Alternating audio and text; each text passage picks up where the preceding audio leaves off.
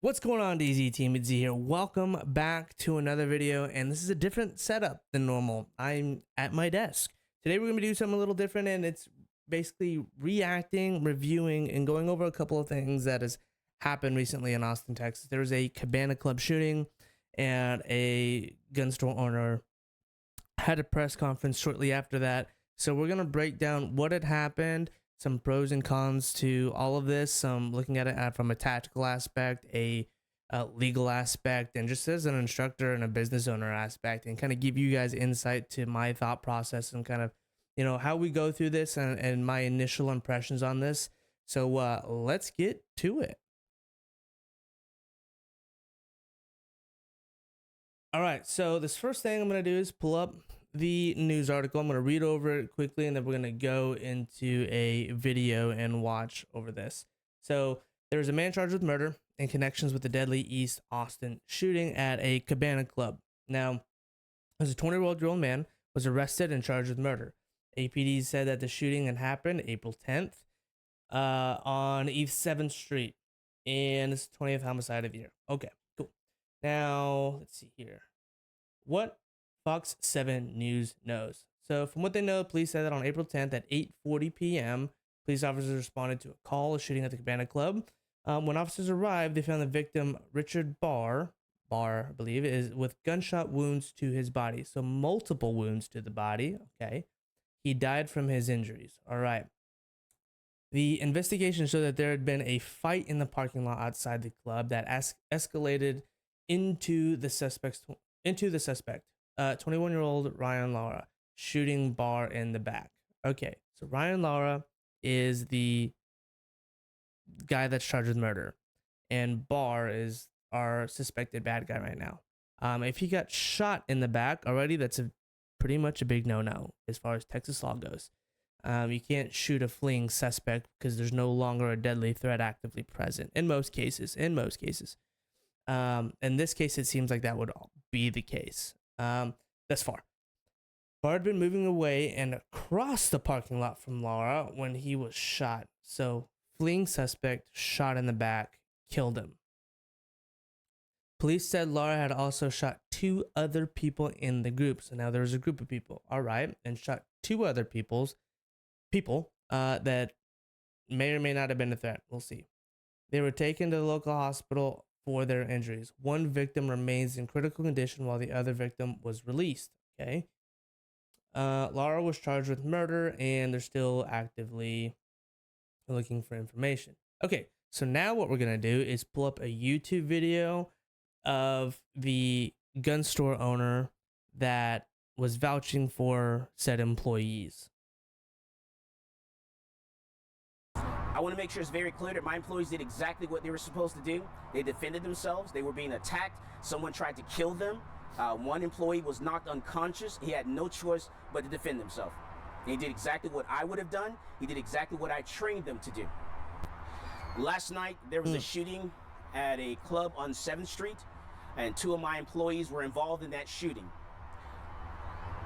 Earlier, individuals were kicked out of the club. And just after they were kicked out of the club, my employees actually approached the club in their vehicles in the back of the parking lot. As my employees pulled into the parking lot, these people were in the parking lot who had just been kicked out of the club and mistook my employees as someone who actually was involved in an incident that happened with them in the club. Okay, so bad guy in the club kicked out because from doing, executive protection work, being at bars, and knowing the private security world, typically, we all kind of know it. People get kicked out for being rowdy in a bar, too drunk, whatever. If they had an altercation, they were likely kicked out for that. If your employees, plural, 2 of them, I'm assuming, pulled up, and was mistaken for someone inside, again, they're under the influence, so it's possible, not impossible. But in my thought process, they're likely going to be wearing something different. They may be a different stature, facial features, maybe. But like if somebody's wearing a white shirt, it's going to look very different than a blue shirt, right? If it's collar or not collar, if they're wearing jeans or shorts, if they're wearing cowboy boots or not, right? Things of that nature. And if they were just pulling up in their vehicle and then actively get kicked out with this initial group, I don't know, and I don't feel like they would completely mistake these guys as somebody else. I find this one kind of challenging to wrap my head around, but not impossible. Not impossible. But unfortunately, my employees had just pulled up. Because they just pulled up, right? They just pulled up in a vehicle, and me thinking, I have been drunk before, okay? Now, if when I go out, I'm not thinking random people have, like, I can still kind of compartmentalize, right? Like, if people look the same or different, but depending on how drunk they were, they may have been completely blacked out. So there's a possibility there. But with a blackout, there was also a possibility of not really needing a firearm in that case, because literally you can just like thump somebody on their forehead and they'll lose the equilibrium and fall over. Right. They immediately started jumping on my employees. Sorry, I keep stopping so much. Vehicle arrived, came out mistaken. There's no sign of argument up to this point from Michael Cargill's statement, and just started jumping on the employees and beating them. Kind of hard to wrap my head around as well. Assaulting them to the point that one of my employees was knocked down, and then several more people jumped in, and then it turned into 12 people attacking my employees against 2 people. Okay, so tactically speaking, 12-2, if we're fighting and there's 12-2, yeah, I mean, if I can't get out of there and break that contact, then I'm stuck in that fight. The odds of you being able to use a deadly weapon like said gun is a lot higher and more valid as far as a good shoot. But even then, like if you bring out your gun in a 12-2 fight, now we run into some tactical issues as well and defensive issues where people could grab the gun. And now we're fighting for a gun while 12 people are still beating me down and I'm still trying to maintain this gun, right? So the best option in this aspect wouldn't be to utilize a firearm, but to break that contact. And if you can fight your way through to break that contact, fighting 12 people to 2 is bad news bears, even when you draw a gun in at close proximity. One of my employees fell to the ground. His eye is completely shut. He's received bruised ribs. He was on the ground. He actually was knocked unconscious. My other employee saw that he was knocked unconscious and made the decision to pull out his firearm and stop the threat. If a buddy goes down and it's went from 12-2 to now, 12-2 to 12-1, it's getting real critical here, and they're still beating on the guy that is supposedly unconscious, and they're still trying to fight you. It is very, very critical at this point to separate that contact as much as possible, whether that be drawing a firearm or not. But again, we run into that issue where we're now, if somebody's drawing for a gun and coming out with it, those 12 people can easily overpower you, easily over that weapon, and then somebody grabs that weapon and starts shooting you and kills you and that other guy. So I don't know. We'll see how this goes. My employee did exactly what I would have done. He did exactly what he was trained to do. Okay, hang on. He said the statement already. So exactly what I would have done, exactly what he was trained to do. What is it that we're teaching here? What was he trained to do in a situation like that? Because that's unconventional training, right? Now, in addition to that, as an instructor myself who teaches license to carry, who teaches defensive tactics, who teaches this stuff, where was the line drawn as far as like where a firearm was at play? Because here's the idea, right? Now we have a shooting, we have a gun in play, we have 2 employees, one was knocked unconscious, 12-2 that went to 12-1. Environmental setting, vehicle, and club, right? Now here's the thing.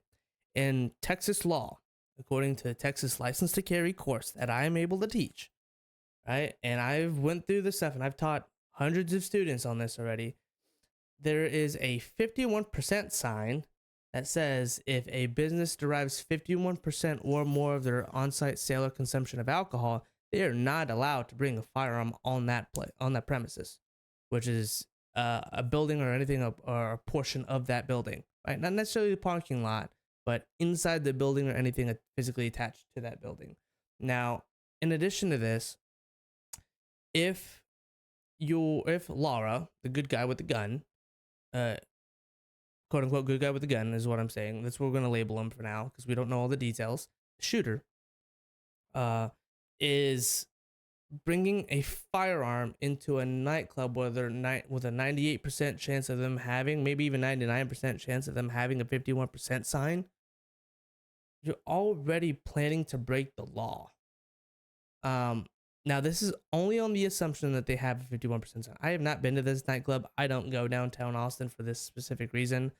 So I don't know the business, but if they have a 51% sign, or the revenue comes from on-sale site of consumption of alcohol, then that's where this would apply. Therefore, already failing to plan appropriately and waiting for a bad thing to happen.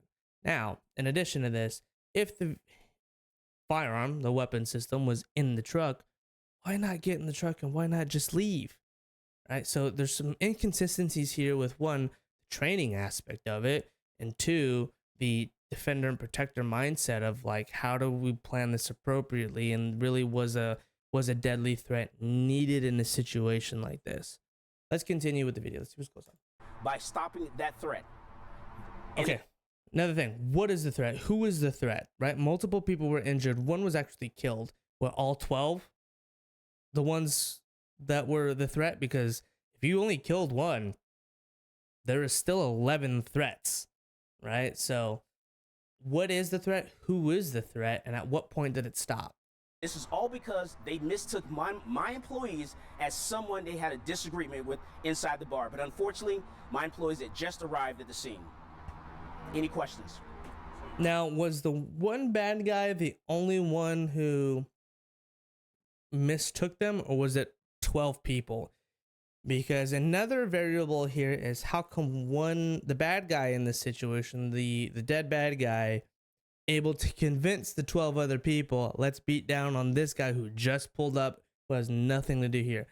12 eyes, 12 brains almost took these two guys as somebody different.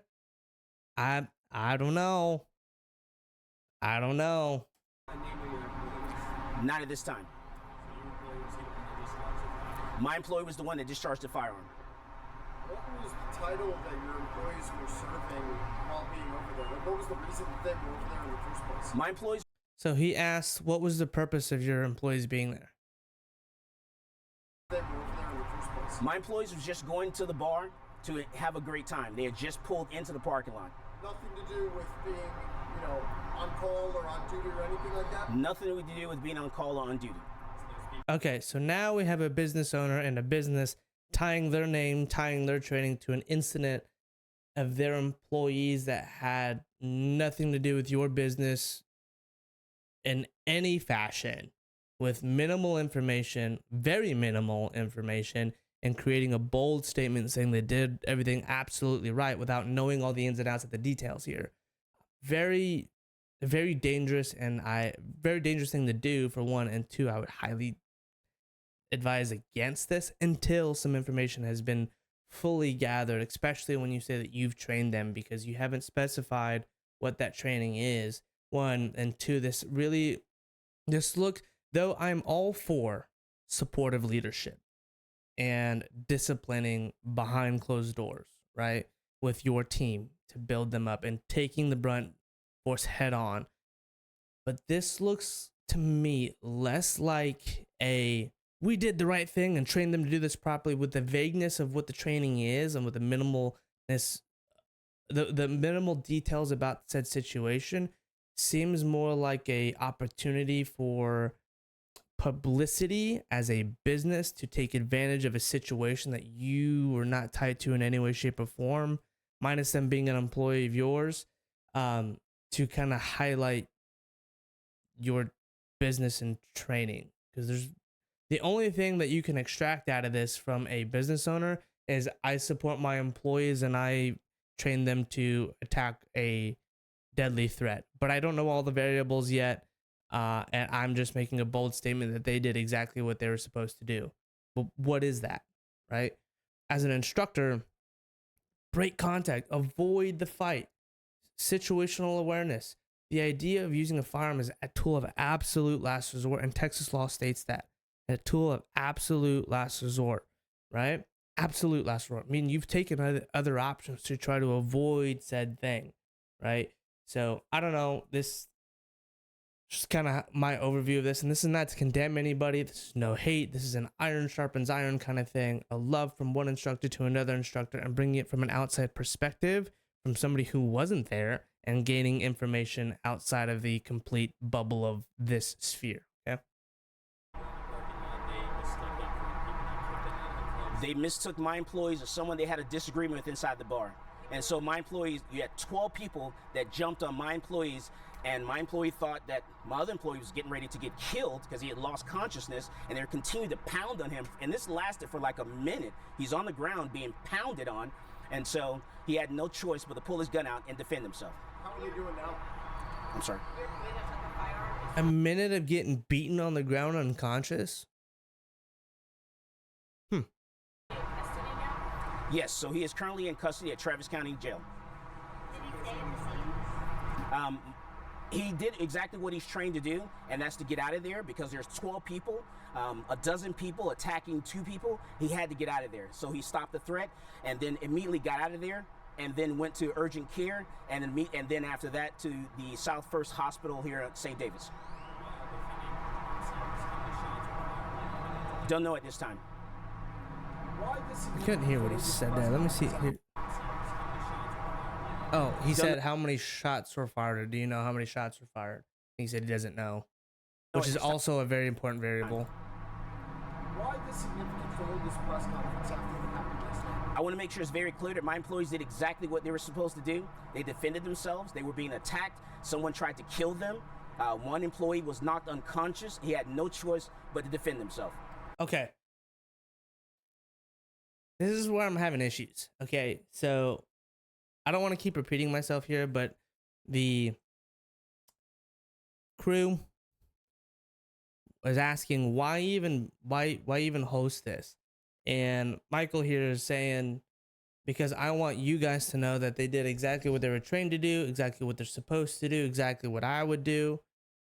When you don't know all of the variables, and the first rule of being a protector and a defender is being aware and avoiding contact and confrontation.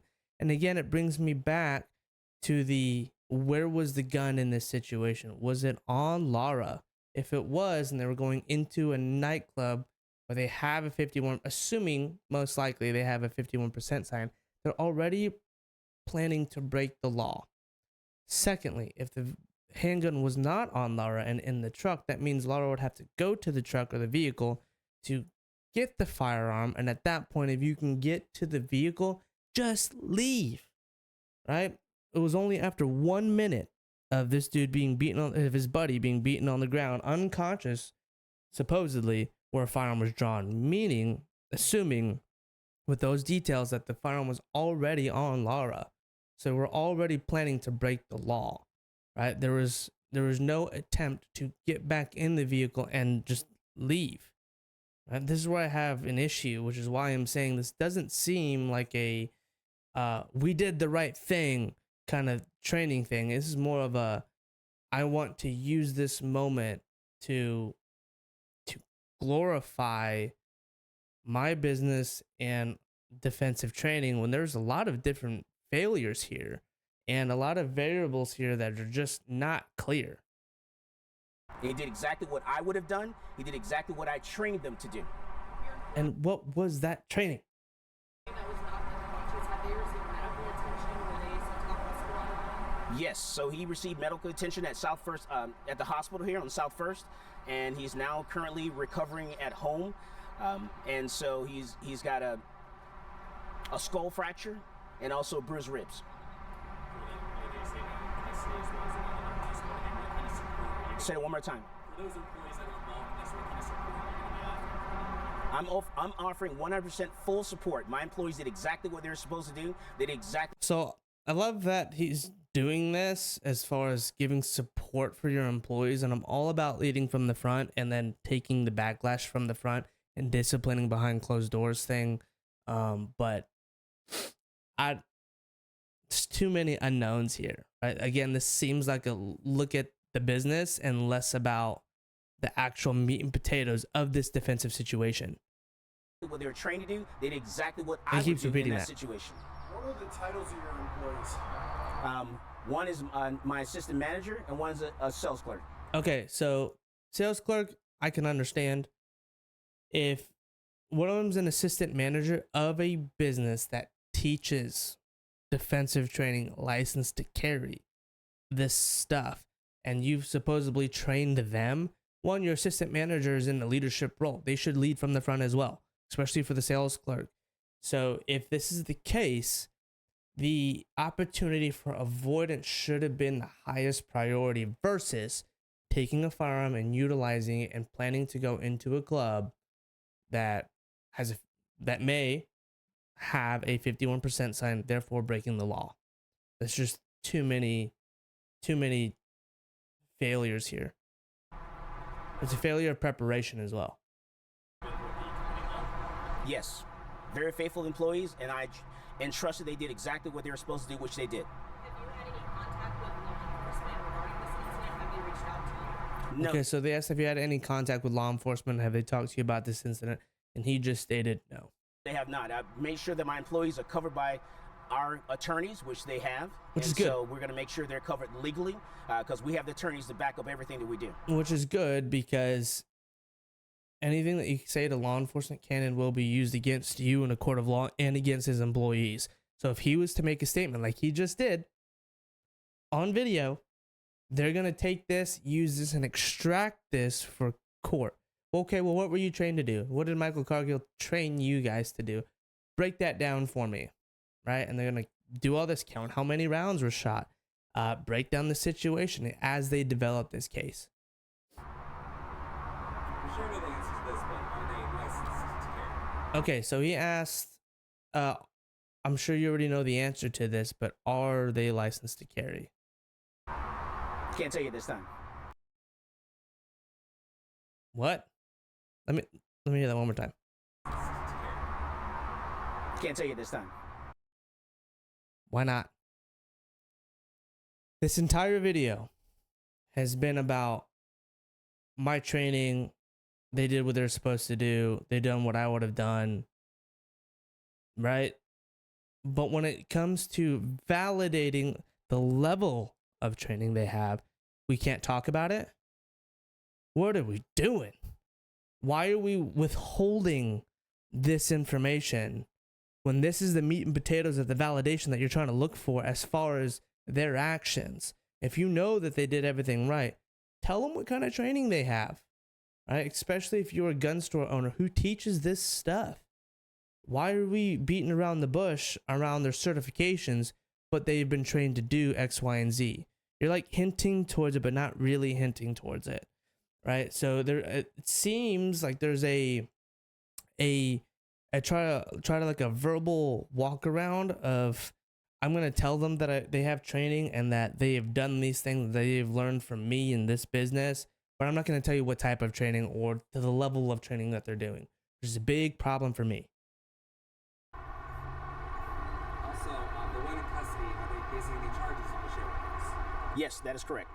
What charges? Currently, it's murder. Awesome. Thank you very much. You guys have a wonderful rest of your day. Okay, let's watch one more of the news on this subject, and we'll break it down too. Many Austinites are still shaken So a man up in a by long last black night's coat shooting shows near up at an a East. stranger's door What the? demanding they Hang on. open it or he'll, quote, end them. Hang on. And his name, Harry Dresden. Oh, that's why. Many Austinites are still shaken up by last night's shooting near an East Austin club where one person was killed and multiple others were injured. Today, several Austinites, including a local gun store owner, are sharing new details about the incident. CBS Austin's Vinny Martirano is live in front of the Cabana Club tonight. Vinny, you talked to business owners and people right by the club. What do they have to say the day after all of this? Adela, people who live and work close to this area of East Austin by Cabana Club tell me that they were terrified when they heard 3 gunshots go off right in their backyard last night. Some people who are close to those involved in this shooting say that this was all done out of self-defense. Murder at the Cabana Club tonight, and I had to witness it. Jerry Music took that video from the back window of his shop. Shortly I had to after witness one it. person was killed and multiple others were That dude injured could in be a a bedtime shooting story. at an East Austin club last night around 8:45. Unfortunately, that's where I saw a guy clutching his stomach, half bent over, and some guys running off and jumping into a getaway van.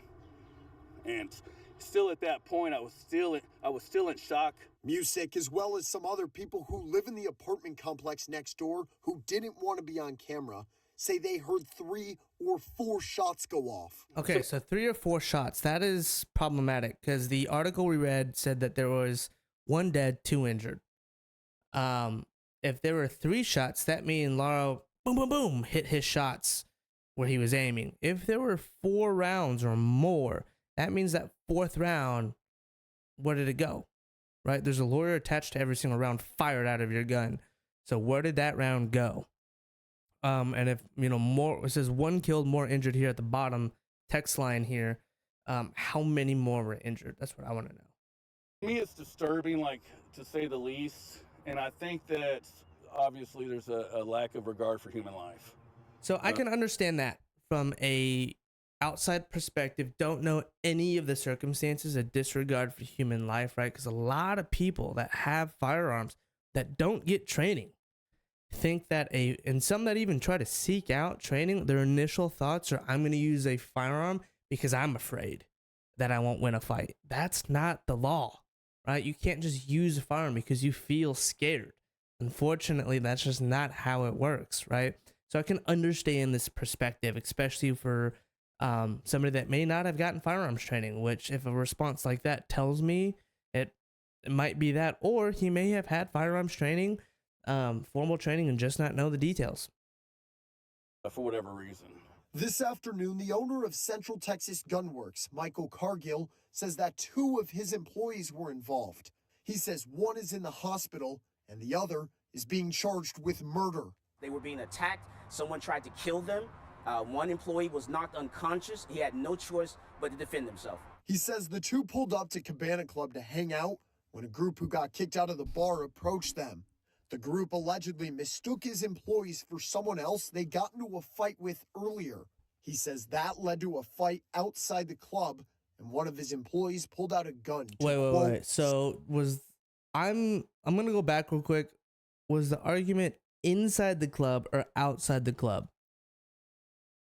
Allegedly mistook his but to defend himself. He says the 2 pulled up to Cabana Club to hang out when a group who got kicked out of the bar approached them. Okay, so they got kicked out already. The group allegedly mistook his employees for someone else they got into a fight with earlier. He says that led to a fight outside the club, and one of his employees pulled out a gun to, quote, stop the threat. My employee did exactly what I would have done. He did exactly what he was trained to do. Austin police have not confirmed that this was an incident of self-defense. Austin Police Association President Michael Bull, because there's too many unknown variables, says there's many variables that go into determining that. The things that we're going to look at is, you know, whether disturbances are involved ahead of time, who was who may have started an argument, or what preceded all of the events. It could be, you know, the location of what happened. We reached out to Austin Police this afternoon and confirmed some of those details that Cargill told us earlier today, but have not yet heard back. Reporting live in East Austin, Vinny Martirano, CBS Austin News. All right. So over everything, right? It's easy to speak outside the bubble of being in that environment, right? It's very easy for any of us to get on YouTube and make a video about this stuff. So from the information I'm gathering, I'm commenting on these things, and I'm gonna try to maybe make a part 2 as this case unfolds, because it's a local gun store, it's a local instructor, and it's with a local. It's a shooting, you know, with people that have been trained in this world, and this is what we do. It's a student essentially, and an employee of the gun world, right?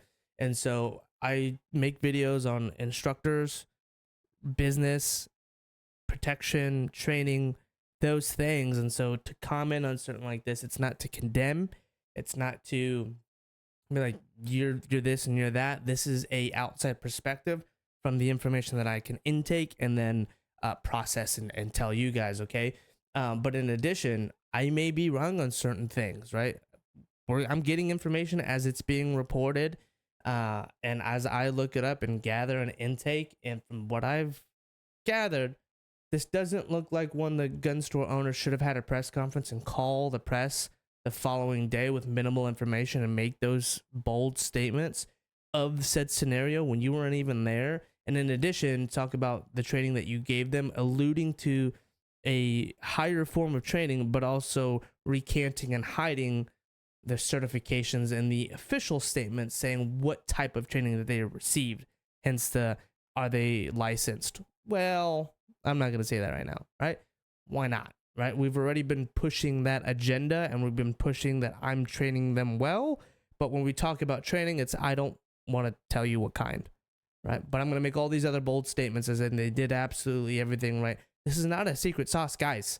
Protection is not a secret sauce. This is not something that we should be hiding from people and instructors.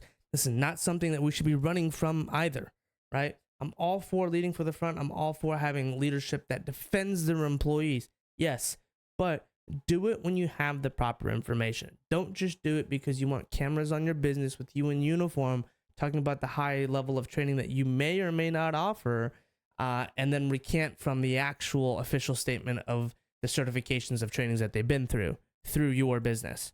It doesn't make any sense, right? And also to make these bold statements of they did these things, but not having all the variables, or even bystanders, APD, and these various news agencies don't even have all the pieces, but you're making a bold statement saying you have all the pieces, not even being there. It's very, very problematic. And if you have attorneys, I really hope they have reached out to you about making public statements like this, because these are the things that I look for, and I tell my students, be careful about what you say, because this stuff they can use in court. These are official statements, right?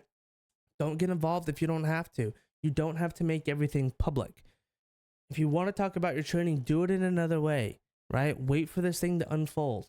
But I don't know, guys. Let me know what you guys think down below. I think there's a lot of variables at play here. I think things could have been done better. I think there's a lot of failures and a lot of loopholes based off what I've seen as far as defending and protecting and just this altercation altogether. It seems all very messy.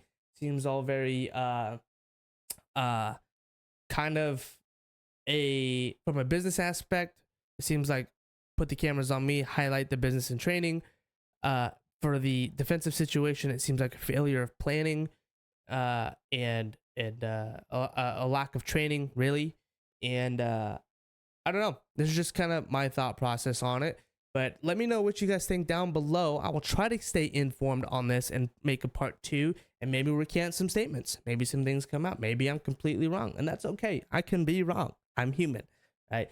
But this is just kind of what I see from an outside perspective. Be careful. Stay training. Get some training that actually feeds your brain as well, so you know the law, when you can and cannot do certain things.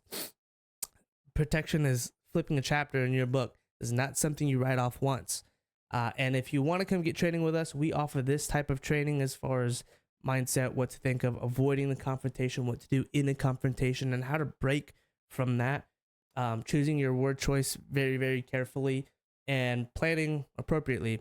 You can check us out at dropzonetactical.biz. We have all the links down below. If you want some cool t-shirts, apparel, hats, things of that nature, all those links are also down below, including a 30-day free trial to US Law Shield if you want a defense attorney on your side, like these guys are probably doing as well. thank you guys for watching. Again, comment down below. Let me know your thoughts on this. I'm interested to see your intake on it and where you think I may be right and or may be wrong. And hope to see you guys in the next video. See y'all later.